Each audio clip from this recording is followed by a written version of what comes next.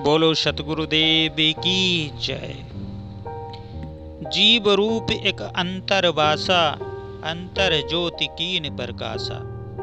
इच्छा रूपी नारी अवतरी, तासु नाम गायत्री धरी।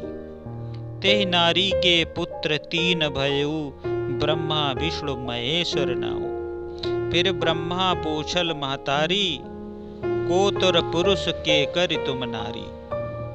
तुम हम तुम ना कोई, तुम ही से पुरुष हमें तुरी जोई। वैशाखी में कहते हैं साहब, बाप पूत की एक नारी, एक माए बियाए। ऐसा पूत सपूत न देखा, जो बाप ही चीन्हे धाय। अंतर ज्योति का मतलब है ज्ञान प्रकाश। ब्याय का मतलब है पैदा करना, सपूत सुपुत्र, और धाय मीन्स दौड़कर खोज कर।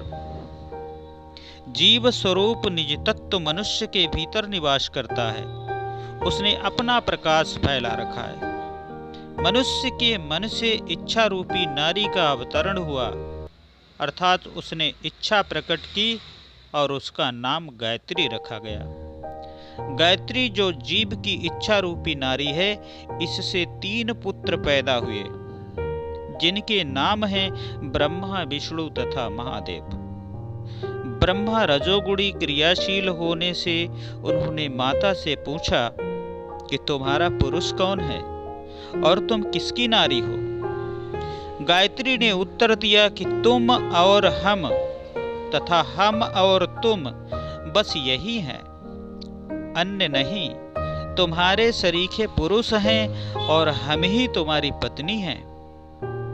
पिता और पुत्र की पत्नी एक ही नारी जाति की होती है, और एक ही माता पिता से पिता पुत्र पैदा होते हैं। ऐसा योग्य पुत्र नहीं देखा जाता, जो खोज करके पिता को पहचाने। इसका खुलासा इस प्रकार किया जा सकता है, सबके भीतर में बसने वाला जीव ही परम तत्व है। वह ज्ञान स्वरूप है और वही ज्ञान का प्रकाश करने वाला है। किंतु जीव को अपने स्वरूप का ज्ञान न होने से वह अपने आप में अपूर्णता का आरोप करता है और कल्पना करता है कि मुझे कहीं अलग से तृप्ति मिलेगी। अतः वह ध्यान, योग, कर्म आदि द्वारा अपने से अलग कहीं पूर्णत्व का आधार खोजता है। इसी भ्रम में पड़कर मनुष्यों ने अनेक देवी देवताओं की कल्पना की है। वैदिक काल में प्राकृतिक शक्तियों को देवी देवता मान लिया गया और उनकी प्रार्थनाओं में हजारों मंत्र बने, जो वेदों में भरे हैं। वैदिक ऋषियों ने सभी प्राकृतिक शक्तियों में अग्नि को सर्वोच्च स्थान दिया।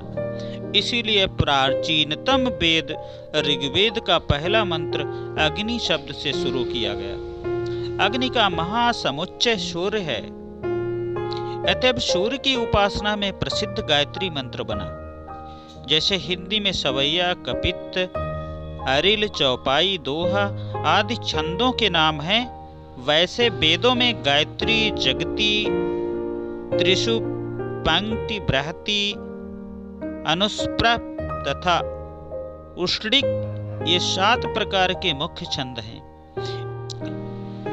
वेदों में गायत्री छंद हजारों की संख्या में है, परंतु जो द्विजातीय द्वारा मुख्य उपासनीय एवं प्रसिद्ध गायत्री हैं, वह विश्वामित्र की रचना है तथा ऋग्वेद के तीसरे मंडल के 62वें सूक्त का 10वां मंत्र है, जो इस प्रकार है, तत्सवितुर्वरेण्यं भर्गो देवस्य धीमहि धियो यो नः प्रचोदयात्। गायत्री छंद में 24 अक्षर होते हैं।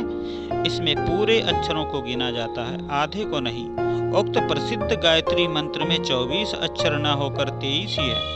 अतएव इस छंद में छांदिक दोष है, परंतु बड़े पुरुषों द्वारा छंदों में किए गए अशुद्ध प्रयोग को आर्ष प्रयोग कहकर उसे दोष नहीं माना जाता। उक्त गायत्री मंत्र का अक्षरशः अर्थ यह है, हम उस सविता देवता का ध्यान धारण करते हैं, जो वर्ण करने योग्य तथा प्रकाश स्वरूप है और हमारी बुद्धि को प्रेरित करता है। ऋग्वेद में उक्त स्थल पर गायत्री मंत्र में ओम भूर्भुवः स्वः नहीं है। बहुत पीछे के काल में उसमें इसे मिलाया गया। ओम में 3 मात्राएं हैं, आ, उ, म। इनके क्रमशः अर्थ हैं रज, सत, तम। ओम रज, सत, तम का समुच्चय है। भूः का अर्थ पृथ्वी, भुवः का अर्थ अंतरिक्ष तथा स्वः का अर्थ द्युलोक एवं स्वर्ग है। पीछे गायत्री की महिमा बहुत बढ़ाई गई और कहा गया कि गायत्री ही वेदों की मां है। सतगुरु कबीर साहब कहते हैं कि सबके भीतर निवास करने वाला चेतन जीव जो ज्ञान स्वरूप है, उसी की इच्छा, उसी की कल्पना गायत्री है। गायत्री स्वयं में कोई बड़ा वस्तु नहीं है, किंतु जो गायत्री की रचना करने वाला है, जिसकी इच्छा से गायत्री निर्मित हुई है, वह जीव श्रेष्ठ है। किसी दिन विश्वामित्र ने गायत्री की रचना प्रकाश स्वरूप सविता से सद्बुद्धि की प्रेरणा लेने के लिए की थी। पीछे से मनुष्य के अज्ञानवश वह पुत्र, धन, राज्य सब कुछ का देने वाली तथा सारे पापों को भस्म करने वाली बन बैठी। हजारों वर्षों से गायत्री का घोर दुरुपयोग किया जा रहा है। आज तो वह मंत्र शब्द योजना से प्रतिमा बन गई। प्रश्न होता है कि गायत्री कोई शरीरधारी नारी तो नहीं है, जो उससे शरीरधारी ब्रह्मा, विष्णु तथा महादेव पैदा हो जाते। गायत्री तो मनुष्य जीव की इच्छा रूपी नारी है, अर्थात गायत्री केवल जीव की इच्छा से रचित एक वैदिक मंत्र है। अतः उससे किसी शरीरधारी का पैदा होना सर्वथा असंभव है। अर्थ वही होना चाहिए जो सृष्टि क्रम, कारण कार्य व्यवस्था एवं लोक नियम के अनुसार हो। ऐसी स्थिति में शरीरधारी ब्रह्मा, विष्णु तथा शंकर गायत्री के उपासक माने जा सकते हैं और इसीलिए उन्हें गायत्री के पुत्र कह दिया जा सकता है। जो गायत्री वेदों की मां मान ली गई, उसे यदि ब्रह्मा, विष्णु तथा महादेव ने अपनी मां मानकर उसकी घोर उपासना की हो और उसका जनमानस में जोरदार प्रचार किया हो, तो कोई आश्चर्य नहीं लगता। इसी अर्थ में कहा जा सकता है कि ब्रह्मादि गायत्री के पुत्र हुए। फिर ब्रह्मो पूछल महतारी। गायत्री एक मंत्र है, उससे कुछ पूछना ही असंगत है और उसके द्वारा उत्तर दिया जाना असंभव है। तब आखिर यहाँ का अभिप्राय क्या हो सकता है? ब्रह्मा, विष्णु तथा महादेव में ब्रह्मा श्रेष्ठ थे। वे रजोगुणी होने से अधिक क्रियाशील एवं उत्साही थे। उन्होंने मानो अपनी उपास्या मां स्वरूपा गायत्री से पूछा हो कि हे मां, तुम्हारा पुरुष कौन है और तुम किसकी नारी हो? इसके बाद मानो गायत्री ने उत्तर दिया हो कि तुम और हम तथा हम और तुम को छोड़कर बीच में अन्य कोई नहीं है। तुम्हारे ही सरीखे पुरुष हैं और हमारी ही सरीखी नारियां हैं। अभिप्राय है कि ब्रह्मादि जैसे जीव ही ने तो गायत्री रूपी नारी को अपनी इच्छा से पैदा किया है।